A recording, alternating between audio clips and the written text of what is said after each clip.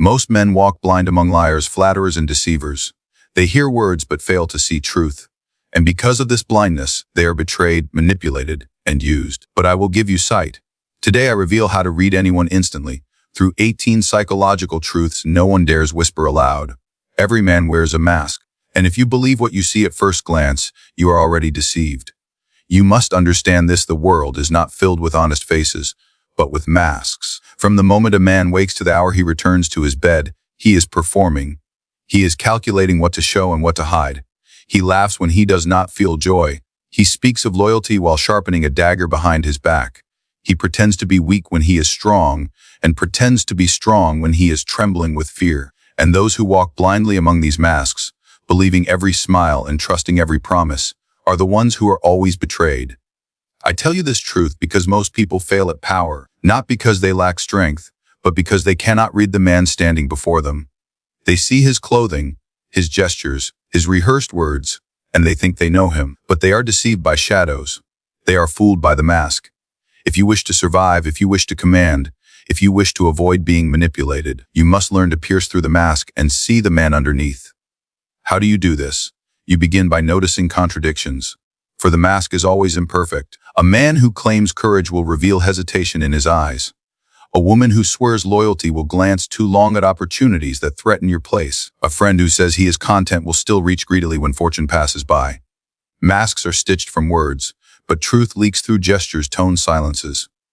Pay attention to these leaks, for they betray more than any speech ever could. Consider how men boast. The insecure man talks endlessly of his victories, for he fears you will not respect him unless he convinces you of his greatness. The truly powerful man does not need to shout. His silence carries weight, because his deeds already speak. The mask of confidence is loud, flamboyant, excessive.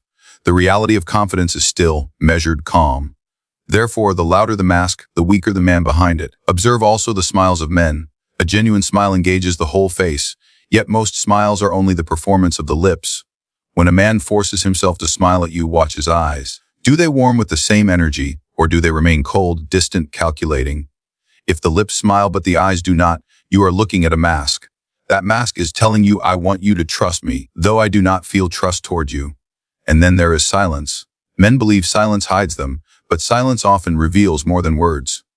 When you ask a question and the answer comes quickly, perhaps it is rehearsed.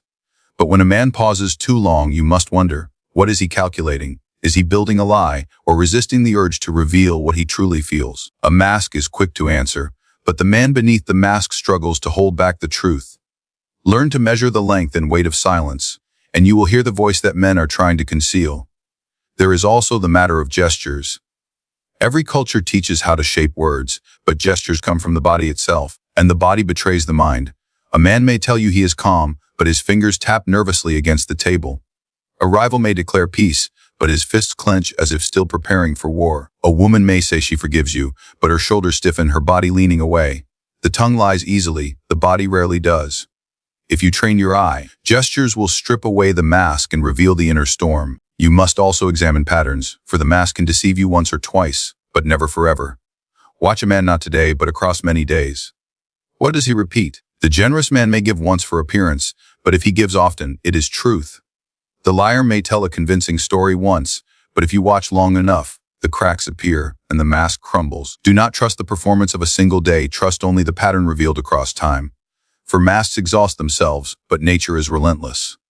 And yet, you must not only expose the masks of others, you must wear your own. If you walk through this world with your soul naked, believing honesty protects you, then you are the perfect prey for deceivers. A prince who shows all his fears will be crushed by his rivals. A man who displays all his desires will be used by flatterers. You too must learn to mask, not because it is virtuous, but because it is necessary. The wolf who does not disguise himself will be hunted. The fox who shows his tricks openly will be trapped. Therefore, to survive, you must study not only how to read masks, but how to craft your own. But never confuse this with becoming blind to your own disguise. The danger is not in wearing a mask, but in believing it yourself.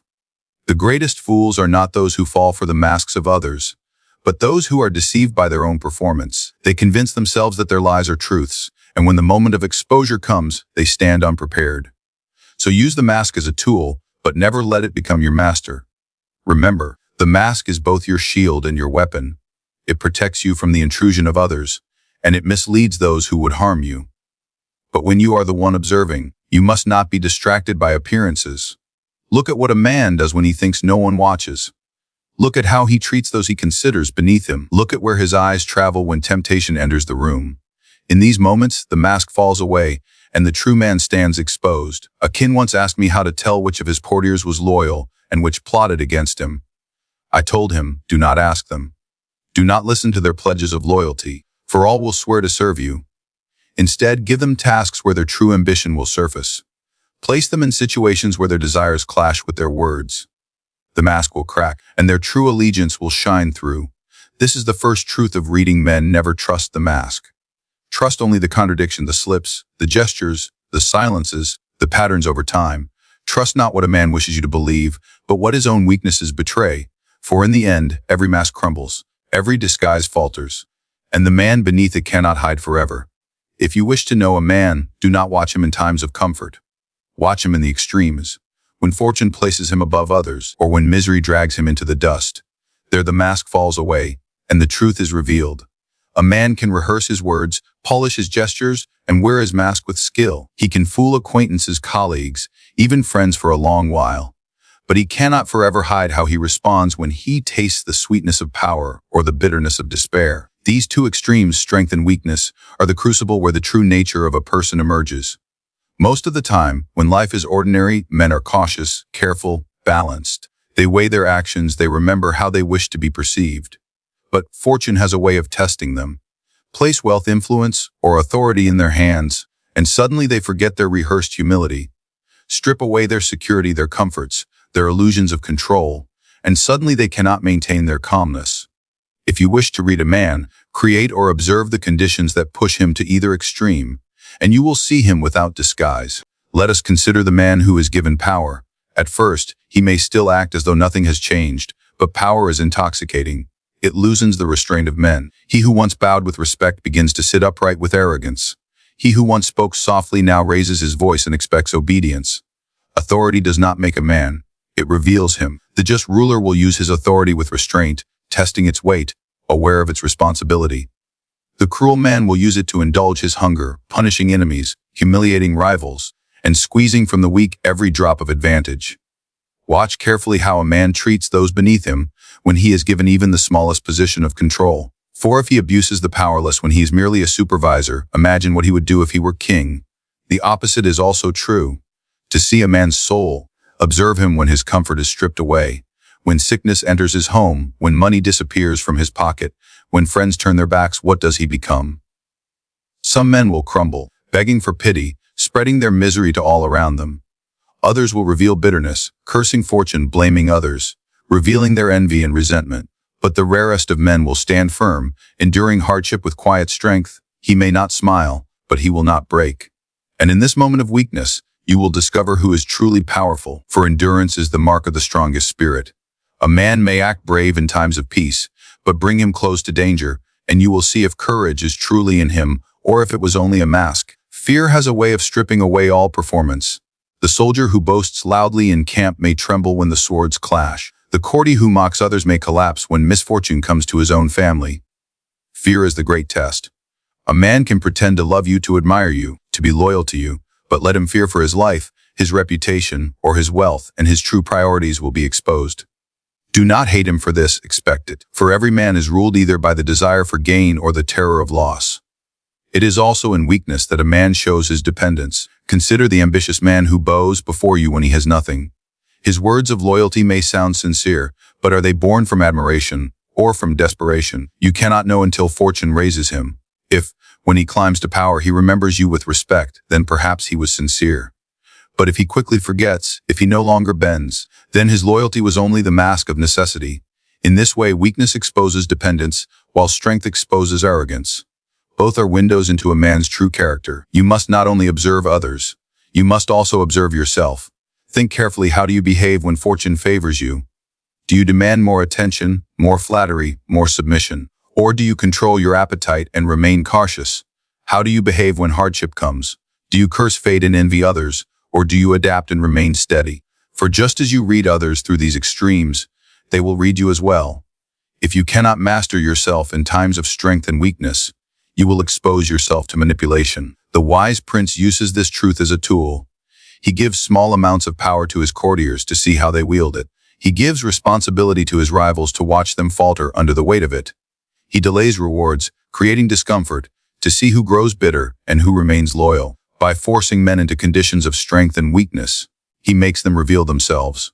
He does not need to guess their nature. They expose it with their own actions. This is why you must never judge a man solely by how he behaves in the calm of life. In ordinary times, almost anyone can appear virtuous, patient, humble. It is easy to appear loyal when loyalty costs nothing. It is easy to appear brave when there is no threat. It is easy to appear generous when abundance fills your table. But take away those comforts, or place upon his shoulders more authority than he expected, and the truth will emerge.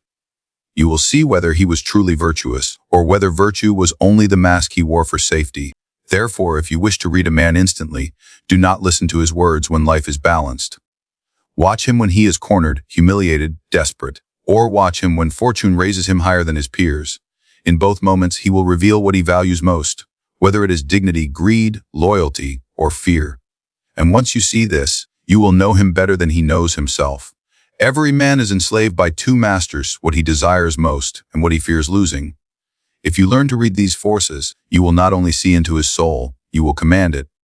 When you study a man, you must never be distracted by the mask he wears for society. Forget the polite words, the rehearsed gestures, the false humility. If you truly wish to know who he is, ask yourself one question: what does he crave and what does he dread? These two forces, desire and fear, are the invisible strings that move all men like puppets. Some desire wealth, others crave influence, others long for recognition. Some fear humiliation, others fear betrayal, and many fear the loss of comfort. You may not see these truths written on their faces, but if you sharpen your eye, you will see the subtle signs. Watch how a man speaks of fortune. If his voice trembles with excitement when he speaks of gold, then you know his desire. If he grows restless when others are praised, his desire is not money but admiration. If he stiffens at the mention of enemies, then his fear is exposure. It is impossible for a man to hide forever the things he longs for and the things that terrify him. His words, his eyes, even his silences will betray him. You must train yourself to catch these betrayals, for they are the purest revelations of his nature. Observe how men pursue what they want. Desire makes them careless. A man who wants power too desperately will betray himself by overreaching. He will flatter those above him. He will undermine those beside him. He will risk too much too quickly. He cannot wait because the fire of his desire burns too hot. If you see a man who cannot control his hunger, you already know he is weak. His desire rules him, not his reason. And such a man is easy to predict, easy to manipulate, easy to destroy. But the man who hides his desire too carefully is also dangerous, for he waits patiently, biding his time. He may smile, he may pretend to be content, but deep inside he is sharpening his ambition. You must ask, what does this man stay awake at night thinking of? What throne does he imagine himself sitting upon? What enemy does he dream of crushing? Even when men try to conceal their desire, they reveal it through obsession. Watch what they return to in conversation, what makes their eyes light up, what victories they cannot stop revisiting. Desire is a flame that flickers, no matter how much one tries to smother it. Now let us speak of fear. Desire pushes men forward, but fear chains them back.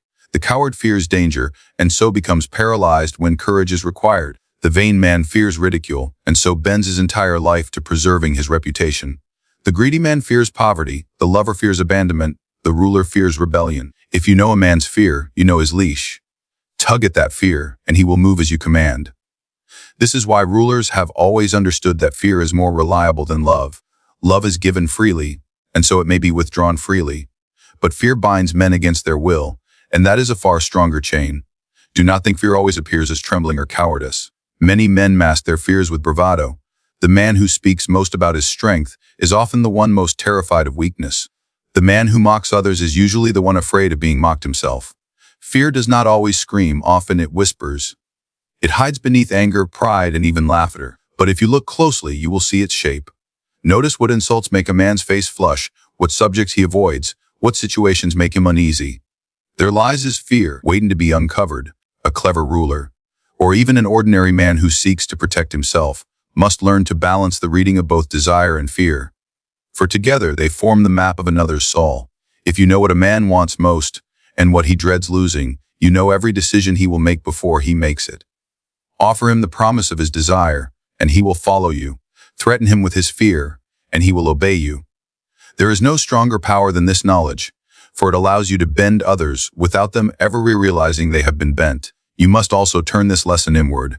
Ask yourself with brutal honesty, what is it that you desire most? Is it influence, respect, security, vengeance, or love? And what is it that you fear most? Is it poverty, ridicule, betrayal, loneliness, or death? For these two truths about yourself are also visible to others. If you do not master them, you will be mastered by them. The man who desires too openly will be exploited by flatterers. The man who fears too obviously will be controlled by threats. To avoid being manipulated, you must learn to mask your desires and master your fears.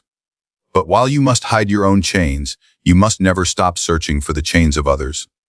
Watch carefully when fortune tempts them. Place opportunities before them and see which ones they seize. Offer praise and see what kind excites them most. Do they brighten when you compliment their appearance, their wealth, or their intelligence? That is their desire revealed. Then test their fears, hint at loss, imply betrayal, or whisper the possibility of disgrace, and see how quickly their composure falters. That is their leash exposed in plain sight. The greatest deceivers in history were not those who used brute force, but those who studied desire and fear with patience. They gave men what they hungered for, and they threatened men with what they dreaded. By doing so, they commanded obedience without ever lifting a sword, and those who failed to understand this truth were themselves ruled, without ever realizing how the chains had been fastened around their necks. Men believed themselves to be complicated, mysterious, impossible to decode. They dressed their nature in layers of lies, pride, and illusions. But strip these away, and you will find that human beings are predictable, bound by certain truths that never change. I shall now reveal to you 18 psychological truths, simple, sharp, and dangerous. With these, you will read others as easily as a scholar reads a book. The first truth: the man who speaks too much betrays himself. His tongue runs faster than his caution, and in his flood of words, he exposes desires, secrets, and weaknesses that silence would have concealed. Listen more to the man who cannot stop speaking than to the one who keeps quiet, for the talker is always naked without realizing it. The second truth: the one who flatters you most is the one most likely to betray you. Flattery is never free, it is a weapon. The flatterer gives you sweet words so that he may take from you something far more valuable. Distrust the man who praises without restraint, for he is not serving you. He is serving his own ambition. The third truth: the one who shows anger too quickly is ruled not by strength, but by weakness. Rage is the mask of insecurity. The man who must shout to prove his power has no power at all. When you see sudden fury, know you are looking not at dominance, but at fear wearing a disguise. The fourth truth: the one who desires to appear virtuous is usually the most corrupt. The louder a man proclaims his honesty, the more carefully you must watch his hands. For the truly virtuous do not advertise themselves, they simply act. Those who speak endlessly of morality often do so to hide their sins. The fifth truth: a man's true loyalty is not proven in words or ceremonies, but in sacrifice. Many will swear loyalty when it costs them nothing. Few will stand by you when loyalty demands suffering. Do not believe declarations, test them with risk, and you will see who remains. The sixth truth: fear reveals more than love ever could. When a man loves, he chooses what to reveal, but when he fears, he cannot control himself. He trembles, he hesitates, his eyes widen, his body betrays him. If you wish to know a man's limits, do not look at whom he loves, but at what he fears. The seventh truth: the one who cannot resist gossip will never keep your secrets. If he betrays the words of others to you, he will betray your words to others. To trust a gossip is to pour water into a broken jar. It will leak away, and you will be left with nothing. The eighth truth: men reveal themselves most in how they treat those beneath them. A man may act humble before a king, but how does he treat the servant who cannot answer back? How does he treat the beggar, the weak, the powerless? There lies his true nature, unmasked. The ninth truth: the man who fears loneliness will chain himself to anyone. This fear makes him easy to control, for he would rather obey, flatter, or surrender than risk abandonment. Such a man does not form bonds out of strength, but out of desperation, and desperation is a leash you may pull at will. The 10th truth: desire blinds reason. The one who is consumed by lust for wealth, pleasure, or admiration will not see traps laid before him. His hunger drags him forward, and he mistakes the snare for a prize. If you know what a man craves, you can place his destruction in plain sight, and he will run to it eagerly. The 11th truth: the insecure man is easy to provoke. His pride is fragile, his ego brittle, and the smallest insult burns him. To read such a man, offer him both praise and slight in equal measure. His reactions will tell you the size of his insecurity. The more violently he defends his honor, the less of it he truly possesses. The 12th truth: men are more consistent in their vices than in their virtues. Do not trust kindness, for it may appear one day and vanish the next, but greed, envy, cowardice. These repeat themselves endlessly. If you wish to predict a man, observe not his best moments, but his worst habits. The 13th truth: the one who always plays the victim is often the true manipulator. He cloaks his ambition in suffering, so that you pity him, protect him, and never suspect him. But behind the tears lies calculation, and behind the weakness lies hunger. The 14th truth: men reveal themselves in envy. Praise another man in their presence, and watch carefully. The jealous eye, the forced smile, the tightened jaw. These are signs of the enemy concealed beneath the mask of friendship. Envy is the surest mark of future betrayal. The 15th truth: when a man suddenly changes his behavior around you, he has discovered either fear or opportunity. He grows warmer because he needs something, or colder because he is plotting. Do not dismiss sudden shifts in manner. They are warnings written in bold letters. The 16th truth: those who constantly seek to impress you are the most desperate for your approval. They are not showing strength. They are begging for recognition. The truly confident man does not chase admiration. Admiration comes to him unbidden. The 17th truth: the careless man cannot hide his nature. Forget the mask he wears in speech. Look at the things he does without thinking. The way he treats food, the way he looks at women, the way he spends idle time. These unconscious acts reveal the truth he cannot disguise. The 18th truth: every man reveals himself in pursuit and in loss. Watch him when he is chasing something he longs for, and you will see how much dignity he sacrifices to gain it. Watch him when he loses something dear, and you will see how much composure he possesses to endure it. Between these two extremes, pursuit and loss, the full measure of his soul is revealed. These truths are not theories, they are weapons. With them you can pierce masks, uncover desires, expose fears, and predict actions. They strip men bare, leaving nothing hidden. For while men believe they are unique, while they believe their souls are veiled in mystery, they are in truth bound by these same patterns, repeating endlessly, from the courts of princes to the streets of beggars. And the one who sees these patterns holds the advantage, for he reads others while remaining unread himself.